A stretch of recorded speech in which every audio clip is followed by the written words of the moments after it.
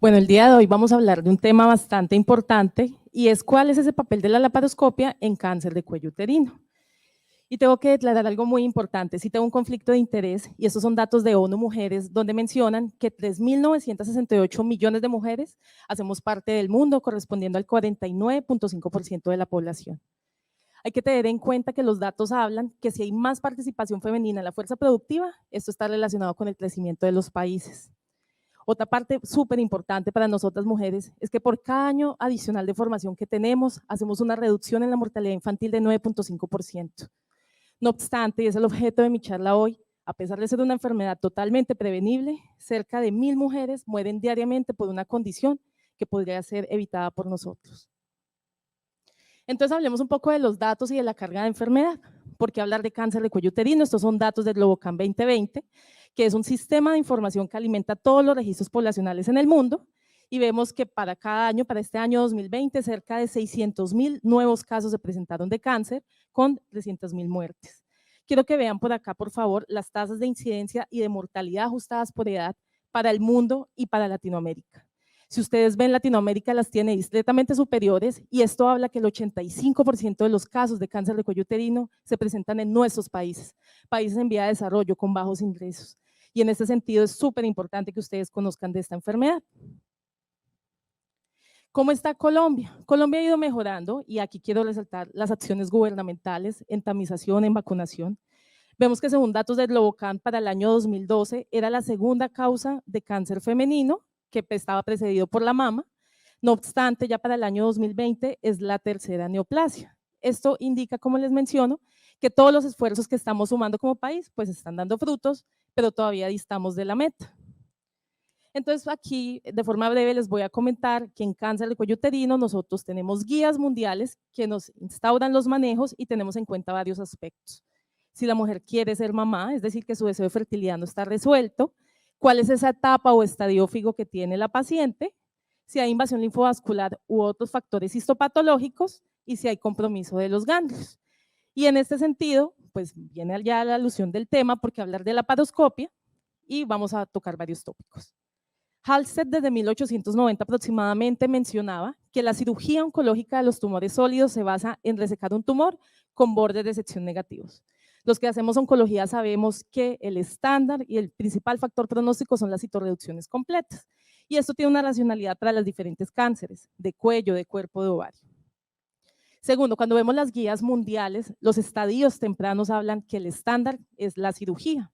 En este caso vemos un espécimen de histerectomía radical y vemos cómo las guías definitivamente instauran o motivan esta conducta, y hay que tener en cuenta que cerca del 45% de los cánceres, cuando los diagnosticamos en el mundo, están en etapa temprana.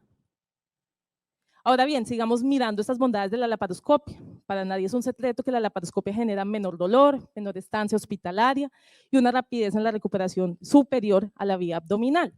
Y en este sentido, pues estábamos muy contentos desde el punto de vista oncológico porque tenemos evidencia, por ejemplo, en cáncer de endometrio, donde se ha comparado los dos abordajes, la laparotomía y la laparoscopia, y el impacto oncológico es similar con menor morbilidad por la laparoscopia. En ese sentido, el cervix sufrió ese mismo fenómeno que ya les voy a contar.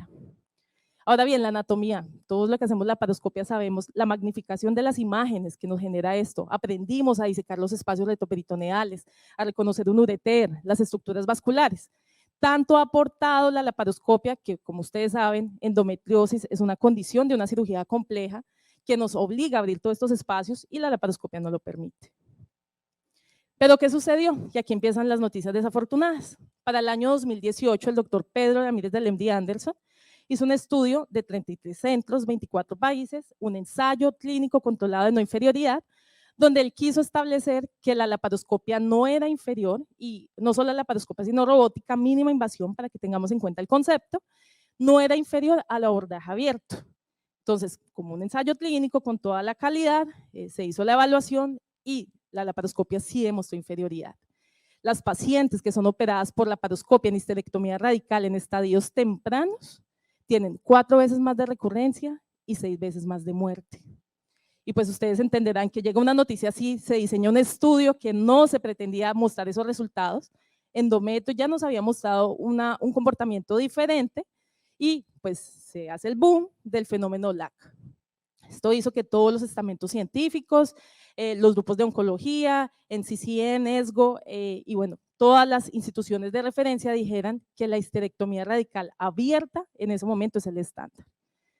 Y ahí es cuando entonces empiezan las preguntas, porque diríamos, listo, ya salió un ensayo clínico de alto impacto y dice que la laparoscopia en esos estadios es deleteria, pero y entonces en adenocarcinoma in situ, en estadios tempranos 1 a 1 sin invasión linfovascular que no fueron incluidos en el LAC trial, los que definitivamente sí se incluyeron en el LAC, los estadios localmente avanzados y los que definitivamente también están asociados a manejo conservador. ¿Será que todo se extrapola a lo mismo? Y es mi deber hoy pues contarles un poco de la evidencia en cada uno de estos escenarios. Tenemos en primer lugar el adenocarcinoma in situ. Entonces hay que tener en cuenta, doctores, que dentro de los manejos estándares ASCCP en la nueva guía de Perkins del 2019 nos menciona que el estándar de adenocarcinoma in situ es la histerectomía cuando no hay deseo de fertilidad, como ustedes pueden ver en este algoritmo, y cuando yo quiero un manejo conservador puedo ofrecerlo con una decisión, una conización, esperar que la paciente se embarace y posteriormente hacer la histerectomía. No hay evidencia a la fecha que diga que tiene un efecto deleterio la laparoscopia en este escenario clínico. Entonces, en conclusión, podemos seguir haciendo laparoscopia en adenocarcinoma in situ y hace parte del estándar. Vamos al segundo estadio, que era el que les mencionaba, mayor o igual a 1 a 1 con invasión linfovascular. Esto incluye 1B1 y 1B2 de la nueva clasificación FIGO. Las guías nos mencionan que el manejo es cirugía, pero miremos qué dice la evidencia. Y esto es un breve recuento histórico de cómo ha evolucionado la histerectomía radical desde Berthein en 1898, después seguido por Nesat, que hizo la primera histerectomía radical laparoscópica, CERT en 2006, la primera histerectomía radical asistida por robot, y pues las clasificaciones anatómicas que conocemos de Kirley-Morrow y Siula, que son las que nos ha regalado esta vía de abordaje, y como todo en la vida va evolucionando, puede que hagamos lo mismo, el mismo transporte en el automóvil, pero ha ido tecnificándose y mejorando, así ha pasado en la cirugía. Y entonces, pues definitivamente en ese momento dijimos que berraquera, tenemos una vía de abordaje laparoscópica, nos va bien, menos mórbida, y ahí fue cuando se introdujo Pedro Ramírez con su estudio, que definitivamente nos impactó en la práctica clínica. Este es un update, el último update de la publicación, esta fue publicada inicialmente en 2018, y este análisis final que muestra exactamente lo mismo, 3.9 veces más de recurrencia y 2.7 veces más de muerte. Es decir, que bajo este estudio seguimos sosteniendo la misma teoría que la laparoscopia o la mínima invasión pues genera peor efecto oncológico. Eso que se desencadenó múltiples publicaciones, mirando a ver si realmente esos datos sustentados en el LAC trial podían ser extrapolados o reproducibles con validez externa adecuada. Ese es un estudio poblacional que publicó el doctor Melamed, también del MD. Él hizo 2 análisis del National Cancer Database, 2.461 pacientes, donde se demostró que la mínima invasión, aunque era un estudio o un registro poblacional retrospectivo, morían más las pacientes por laparoscopia. Y en datos del CIR, que es un registro poblacional en Estados Unidos, vean lo interesante aquí en la gráfica. En el momento que se introduce la mínima invasión en Estados Unidos, hay una reducción en la supervivencia relativa de 0.8% por año. Es decir, sí hay un impacto deleterio, evaluado también o mostrado en un registro poblacional. Después sale una revisión sistemática con metaanálisis, pues quieren mirar toda la evidencia previa, porque antes del 2018 todos hacíamos laparoscopia y nos iba bien. ¿Qué hizo esto? Reunir 15 estudios con 9.499 pacientes, fue publicado en JAMA, y quiso ver básicamente, haciendo este metaanálisis, cuáles fueron esos impactos en recurrencia y muerte, y fue estadísticamente significativo que en estudios de alta calidad, en la clasificación de Newcastle-Ottawa, más de 8 puntos, más recurrencia y más muerte. Y ahí empezamos todos a decir, bueno, esto sí venía antes y no nos habíamos percatado. El SUCOR es una cohorte europea internacional, reunió 1.272 pacientes de 126 centros de 29 países europeos. O sea, si ustedes ven, tiene una alta representatividad. Y veamos los desenlaces, aquí vemos los Kaplan en recaída y muerte. Definitivamente la mínima invasión tiene más impacto en recurrencia y más en muerte. Seguimos llenándonos de argumentos. Pero entonces dijimos en Latinoamérica, y aquí quiero pues resaltar esta colaboración que hicimos, 8 países latinoamericanos, publicamos este estudio, donde quisimos también comprobar en una cohorte retrospectiva internacional si había el mismo impacto oncológico, Y oh sorpresa, les comento que nos fue exactamente igual. Las pacientes recaen más y mueren más, y son nuestras pacientes. Obviamente participaron pacientes de Colombia en más alta representatividad, pero tuvimos otros países también asociados en esta publicación. Listo, y entonces empiezan las teorías y dicen, bueno, pero es que el LAC trial no estratificó, no hizo una estimación de cálculo de tamaño de muestra para tumores pequeños. ¿Y por qué en el microscópico no podemos hacer la laparoscopia? Y empieza a salir una serie de evidencia que, quiero insistir, es retrospectiva y tiene menor calidad respecto a un ensayo clínico. Esta es un análisis que hace Nacidius, que es un fellow muy reconocido en Estados Unidos de ginecología oncológica, y él hace un impacto o analiza en el National Cancer Database si los tumores de menos de 2 centímetros de pronto tienen un comportamiento diferente. Y les cuento que la mínima invasión también demostró más muerte en este subgrupo de menos de 2 centímetros. El LAC trial hizo un análisis exploratorio, también cogió el subgrupo de pacientes con menos de 2 centímetros y más de 2 centímetros, y definitivamente encontró que en más de 2 centímetros sigue habiendo efecto deleterio de la mínima invasión, y en menos de 2 centímetros no se alcanzó el hazard porque no hubo eventos en el abordaje abierto, y pues esto no tendría pues un poder para establecer nada. Es muy importante que tengan en cuenta, doctores, que los análisis exploratorios o post-hoc pues definitivamente no cambian estándares de práctica, lo único que hacen es generar hipótesis. Las conizadas también quisieron analizar, ¿será que si yo conizo a una paciente o no tiene la conización tiene peor impacto o no? En las no conizadas, la mínima invasión sigue teniendo peor desenlace oncológico en recaída y parece, insisto, eso es un análisis exploratorio, que las conizadas no hay diferencias en los dos abordajes, o sea que esto nos genera algunas preguntas que potencialmente debemos descifrar en otros estudios prospectivos. Y vean lo interesante, aquí siguen las hipótesis. Esto es un análisis también del LAC trial, cuando ustedes pueden ver que respecto a las recaídas al patrón de recurrencia, el 24% de las pacientes de la mínima invasión tuvieron carcinomatosis. Entonces uno se hace preguntas, uno diría, bueno, si yo tengo una cirugía que es local, que es en el cuello, ¿por qué hay carcinomatosis diafragmática? Parece, y es una de las teorías que nos planteamos los ginecólogos oncólogos, es que en la manipulación del tumor con el manipulador y el CO2 con el neumoperitoneo puede hacer una diseminación a distancia de este tumor. Entonces han salido diferentes teorías. Este es un estudio de Christian Kohler. Él dice que hagamos una técnica mixta donde por vía vaginal hagamos una protección o un cubrimiento del tumor. Y él aquí demostró en esta cohorte retrospectiva un impacto oncológico similar a la vía abierta versus la laparoscópica sola. Y entonces, insisto, estos son estudios retrospectivos que potencialmente nos pueden generar algunas propuestas. Igual el SUCOR también hizo maniobras protectivas. Quiero que vean acá cómo hace como una bolsa vaginal para cubrir el tumor y parece que eso tiene mejor impacto respecto a no hacerlo. Insistimos, esto es interesante, pero sigue siendo generador de hipótesis. Aquí tengo a mi colega Daniel Sanabria, él es un experto en cirugía asistida por robot y entonces me dijo 2 puntos, el LAC no me representa, apenas el 15% de los casos de ese ensayo clínico eran robótico, ¿por qué me va a castigar mi técnica o mi abordaje? Y les puedo contar que ha salido poca evidencia, ahora un poco más reciente pero la de mayor calidad, aunque es retrospectiva, también aparentemente tiene mayor recurrencia y muerte la cirugía robótica. ¿Esto qué hace definitivamente? Pues decir que no podemos hacer por impacto oncológico mínima invasión en cáncer cervical temprano. Bueno, entonces ahí seguía el argumento que siempre hablábamos, listo, bueno, como que les fue mal oncológicamente, pero es que siempre la morbilidad es menor.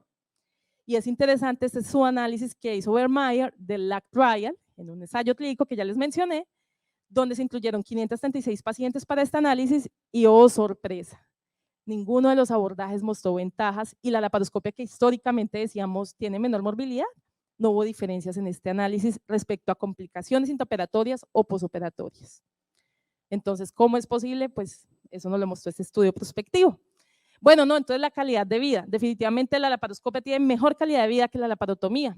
Este fue el análisis de Frumowitz, otro de los investigadores, como un análisis exploratorio del LOAC, y les cuento que en la primera semana hubo beneficio en movilidad y calidad en laparoscopia. No obstante, a las 6 semanas se equiparan los dos abordajes. O sea que ni en morbilidad ni en calidad de vida sigue siendo superior la laparoscopia.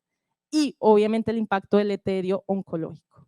¿Esto qué hizo? Pues el desuso de la técnica. Esto es un estudio publicado en el New England Journal donde muestra que después de ser publicado el LAC trial, la gente ha desestimado el uso de la mínima invasión en Estados Unidos. Y nuevamente insisto, doctores, las guías actuales, las sociedades científicas mencionan que la histerectomía radical abierta o laparotómica es actualmente el estándar. Entonces, en el estadio mayor de 1:1 con invasión linfovascular 1B1 y 1B2, no hacemos laparoscopia, no se debe hacer. Listo. Miremos entonces en el 1A1 sin invasión linfovascular. Mis colegas ginecólogos oncólogos saben que cada escenario tiene una apreciación específica y esta era la duda. Bueno, ¿será que en este estadio, que es el más temprano microinfiltrante, podría potencialmente hacer laparoscopia? Eso no fue incluido en el LAC. Pues les cuento que las guías hablan que el estándar de histerectomía extrafacial, una histerectomía convencional de las que hacemos, y la única evidencia es el estudio de Nacidius con 1.245 pacientes, un análisis del National Cancer Database, y mostró que no hay diferencia. Entonces, en este estadio que no fue contemplado en el LAC trial y que la guía dice que hay que hacer histerectomía, la hacemos por laparoscopia y se puede seguir haciendo. Ahora bien, pacientes, tenemos muchos pacientes que tienen deseo de fertilidad, pacientes jóvenes, ¿es factible? Sí, con traquelectomía radical, sí. Aquí tenemos una que hicimos en la Fundación Santa Fe con mi colega, y definitivamente la morbilidad es baja, no obstante lo mismo. Yo acá les menciono la indicación de la guía y lo que dice la evidencia. El único estudio es una cohorte internacional llamado IRTA, que incluyó 715 pacientes, 18 centros, 12 países. Colombia participó en esta cohorte, donde los tamaños tumorales de 1 a 2 centímetros llevadas a traquelectomía tiene peor impacto la laparoscopia. Por debajo de 1 centímetro aparentemente no hay diferencia, no obstante, insisto, esto es un estudio retrospectivo y será muy difícil posiblemente diseñar un prospectivo porque el evento es infrecuente, pacientes jóvenes con cáncer. Entonces aquí la recomendación sería, pues más o menos, quiero aclarar también que centros de cáncer en el mundo ya han desestimado el uso de la mínima invasión en el escenario de traquelectomía, pero pues la evidencia no es sólida tampoco. Ahora bien, el último escenario, doctores, y para los que hacen oncología, sabemos que la estadificación quirúrgica, poder hacer una linfadenectomía paraórtica para estos pacientes y definir si le extiendo el campo de la radioterapia, es una opción y están las guías. Aquí vemos un abordaje de una linfadenectomía paraórtica extraperitoneal, de las que hacemos habitualmente, pero pues miremos la evidencia.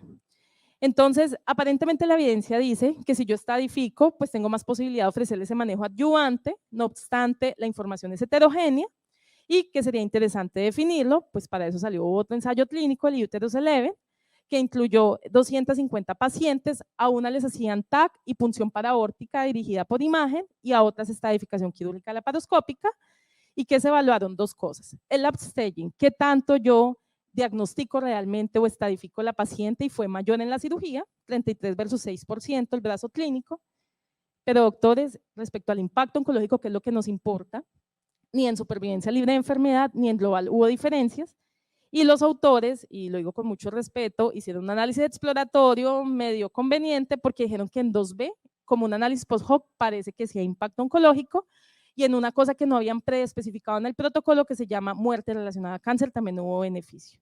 Si somos súper objetivos con la evidencia y con el análisis crítico de ese artículo, no habría indicación tampoco de hacer estadificación quirúrgica laparoscópica en estas pacientes con enfermedad avanzada.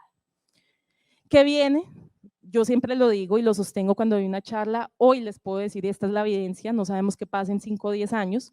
En el momento se están desarrollando múltiples estudios, hay 2 ensayos clínicos en curso para ver el abordaje robótico exclusivamente, no permearlo con la laparoscopia porque parece que son 2 escenarios distintos. Se está mirando las pacientes que tengan enfermedad de bajo riesgo, tumores de menos de 2 centímetros, sin invasión estomal, sin invasión linfovascular, y cada vez más se está viendo que ellas de pronto solo van a necesitar una histerectomía simple y no radical como la hacemos a la fecha. Y Chao en China está generando un ensayo clínico controlado para probar la mínima invasión en escenario de traquelectomía, que les mencionaba que es desafiante por el evento infrecuente, no obstante esperemos a ver qué nos dice. Para llevar a casa, sé que es un tema bastante supraespecífico, pero entonces en conclusión, en adenocarcinoma in situ, sí podemos hacer la laparoscopia. En estadio temprano 1:1, doctores sin invasión linfovascular también. En el estadio mayor de 1:1 con invasión linfovascular, 1B1 y 1B2, no. Creo que la evidencia es contundente. Si hacemos manejo de localmente avanzado, tampoco la estadificación quirúrgica no muestra impacto. Y en estadios tempranos con manejo conservador, pues más o menos, en el sentido que la única cohorte internacional muestra que no hay diferencia en menos de 1 centímetro, no obstante, muchas sociedades desestimulan su uso, pero sí les bajar unos mensajes que a todos nos competen. Primero, pues la laparoscopia tiene los beneficios, la evidencia siempre debe evaluarse. Y esto también lo digo con cariño, no es la preferencia, no es la experiencia, es que a mí me va bien, es que aprendo más anatomía, es entender que si siento a una paciente, le doy su consejería y le digo, señora, si yo la opero por laparoscopia, va a morir 6 veces más y va a recaer 4 veces más, ¿usted toma la decisión de operarse de esta manera? Es importante la claridad de los médicos. El cáncer debe ser manejado, doctores, por el ginecólogo-oncólogo. Tenemos a la fecha estrategias de tamización, tenemos la colposcopia, la biopsia. No debe pasar que sigan llegando cánceres incidentales que no han sido operados por el ginecólogo-oncólogo. Pero lo más importante, y mañana vamos a ampliar el tema, es la estrategia OMS del 90-70-90. Aquí está mi mamá, está mi hija, y creo que es súper importante entender que las mujeres somos el eje de la sociedad, que mujeres en edad reproductiva están falleciendo y que no deberíamos estar hoy hablando de la laparoscopia en cáncer porque deberíamos eliminar el cáncer. Esta es la estrategia de la OMS planteada en 2020 que habla de 3 pilares, el 90-70-90. Si los países, todos aliados, para el año 2030, o sea, nos quedan 7 años, logramos estos pilares, para el año 2100 generaremos una disminución del umbral de cáncer de 4 por 100.000 casos al año, 100.000 mujeres al año, y reducción del 30% de la mortalidad. 90% de las niñas vacunadas a los 15 años, 70% de las mujeres tamizadas con al menos un test de alta calidad que es BPH entre 35 y 45 años, y 90% de nuestras mujeres que ya tienen precáncer o cáncer que sean manejadas. La responsabilidad no es del ginecólogo-oncólogo, doctores. Aquí de pronto en el 90% cuando ya llega el cáncer invasor. La responsabilidad es de todos en los demás pilares. Sigamos tamizando y sigamos vacunando. Les agradezco mucho la atención y quedo atenta a las preguntas.